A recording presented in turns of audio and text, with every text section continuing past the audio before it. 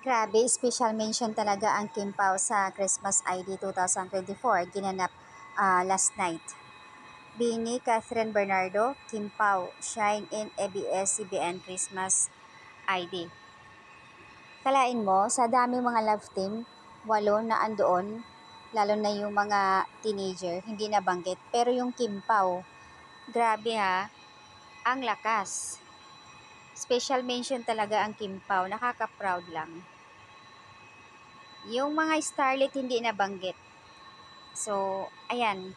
May nagbigay komento naman kasi yung ibang netizens na ayon sa kanila na parang nalamangan ng Kim Pao ang Don Bell. Isang netizens na nagbigay komento doon sa live.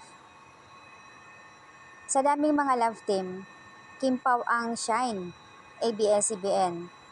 What about Don Bell? Ayon doon sa isang netizens. Dapat lang naman talaga kasi in whole year, laging headliners ang sa showbiz news ang Kim Pao. May isa pang netizens na gusto magpakuha ng video, picture kay Kim Chiu. Ito, story to ha. Hindi ata napagbigyan ni Kim kasi nga medyo nagmamadali. Ganun naman talaga ang mga artista kapag nagmamadali sila may oras. So, wala na silang time halos sa mga fans na magpa-picture.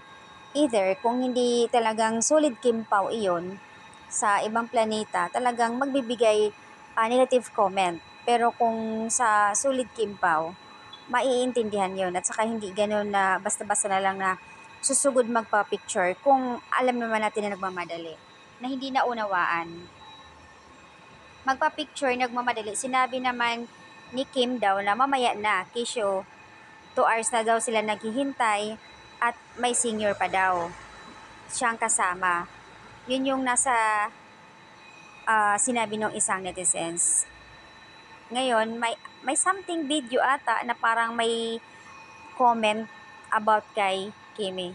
Diyos ko, sa dami-daming mga netizens na gusto magpa-picture. Hindi naman, nagdedepende lang siguro yan sa time at saka sa ginagawa or depende sa kung, syempre naman kung alam mong busy at alam mo nagmamadali at alam mong dapat hindi ganun na basta-basta ka na lang.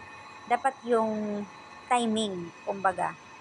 So, ayun, may video daw na nagbigay komento na something about kay Kim na parang iba yung comment nila. Siyempre, mapupunta na yun sa pambabash. So, ang tanong ng karamihan, sino kaya yung mga iyon na bakit ganun ang nangyayari? Baka sa ibang planeta, gusto lang talaga siraan si Kim Cho.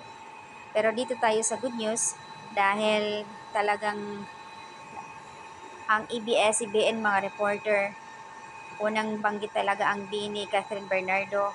Fairness, at alam naman natin kung gaano kasikat ang Biniverse, lalo na si Catherine. At nakasama ang Kim Pao, shine in ABS-CBN. Special mention talaga sila. Oh.